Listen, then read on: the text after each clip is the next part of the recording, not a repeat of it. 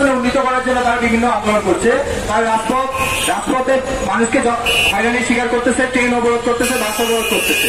তাহলে আমাদের জন্য যদি এই চাকরির ব্যবস্থাই না থাকে, তাহলে আমরা বুয়েট থেকে পাস করে কোথায় যাবো? আমাদের তো বিদেশে যেতে হবে। তখন তো আপনারা বললেন বুয়েট থেকে পাস করতে সরকার টাকা রাখছে এদের উপর, এরা তো বিদেশ চলে যাচ্ছে, দেশের তখন উন্নতি করছে না।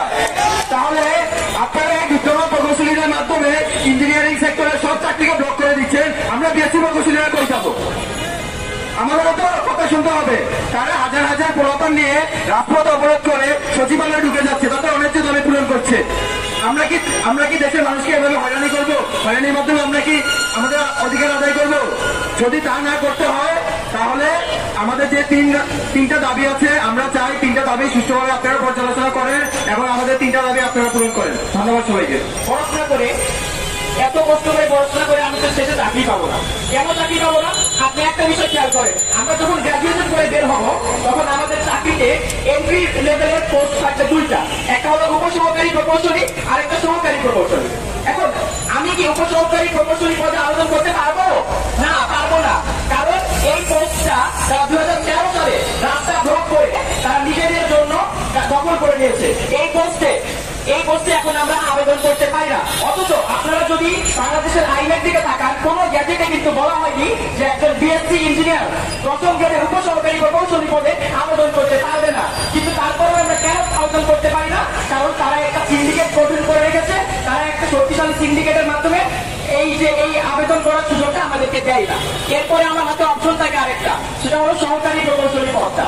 এখন সহকারী প্রকৌশলী পদে যদি আমরা তাকাই, তাহলে দেখতে পাই যে ডিপ্লোমা ইঞ্জিনিয়াররা যারা 5 বছর উপসহকারী প্রকৌশলী পদে চাকরি করেছে, তারা 33% কোটার মাধ্যমে এই সহকারী প্রকৌশলী পদটা দখল করে নেয়। তার মানে আমার হাতে থাকলো মাত্র 67% পদ।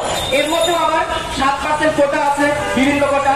যাই হোক, এখন কাগজে কলমে যদিও তাদের 33% পদোন্নতি হওয়ার কথা, কিন্তু বাস্তবে দেখা যায় তারা সিন্ডিকেটের মাধ্যমে তাদের অফিসে হট্টগোল করার মাধ্যমে, মব জাস্টিসের মাধ্যমে তারা 60 থেকে 70% পদগুলো নিয়ে নেয়। আপনাদেরকে একটা পরিসংখ্যান বলি।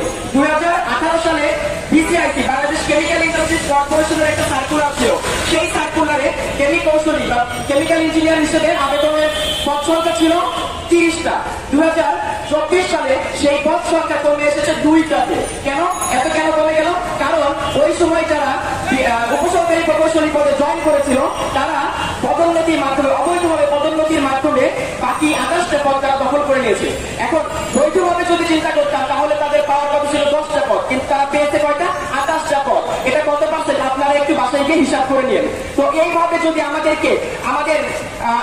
সরকারি চাকরিতে প্রবেশের ক্ষেত্রে এইভাবে যদি আমাদেরকে বৈষম্যের শিকার করা হয়, আমাদেরকে যদি 60 থেকে 70% কোটার শিকার করা হয়, তাহলে আমরা বিএসসি ইঞ্জিনিয়াররা দেশের কল্যাণে, দেশকে এগিয়ে নিয়ে যদি কিভাবে অবদান রাখবো?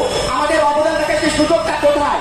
আজ আমরা বিএসসি ইঞ্জিনিয়াররা আমাদের দেশকে সামনে এগিয়ে নিয়ে যাওয়ার জন্য আমরা আমাদের সুযোগ করে দেওয়ার জন্য সরকারের দৃষ্টি আকর্ষণ করছি। আমরা চাই যে আমরা যেন আমাদের প্রকৌশল ক্ষেত্রে চাকরি করতে পারি। আমাদেরকে যেন কষ্ট করে পাগলের মতো খাটাখাটনি করে বিএসসি ইঞ্জিনিয়ারিং কমপ্লিট করার পর আবার সেই সরকারি চাকরির জন্য আর্টস কমার্সে পড়াশোনা করতে যেন না হয়। আমরা চাই আমরা আমাদের সেক্টরে থাকি। আমরা চাই বাংলাদেশ থেকে যেন মেধা পাচার না হয়, ব্রেন ড্রেন যেন বন্ধ হয়, যেন রিভার্স ব্রেন ড্রেন শুরু হয়। তো আমরা এই জন্য আমাদের দাবি 10ম গ্রেডের যে উপসহকারী প্রকৌশলী পদটা আছে, সেই পদে আমাদেরকে আবেদন করার এবং চাকরির জন্য প্রতিদ্বন্দ্বিতা করার সুযোগ দিতে হবে। আপনারা একটা জিনিস খেয়াল করেন যে যারা বিএসসি অনার্স করে, সেটা ইঞ্জিনিয়ারিং এর বাইরের সাবজেক্টে হলেও তারা কিন্তু 13তম গ্রেডেও আবেদন করে। তাহলে আমরা কেন 10ম গ্রেডে আবেদন করতে পারবো না?